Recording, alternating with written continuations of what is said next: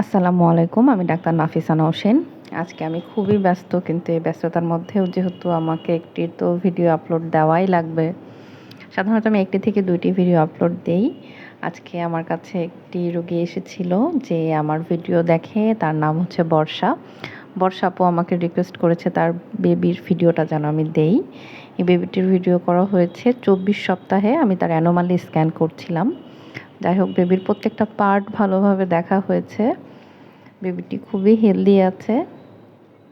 তার মার কিছুটা সমস্যা আছে, যেটা আমি তার কিছু পরীক্ষা-নিরীক্ষা করিয়ে ওষুধ দিয়েছি। ইনশাআল্লাহ সে যদি ওষুধগুলো ঠিকমতো খায় অবশ্যই সুস্থ থাকবে।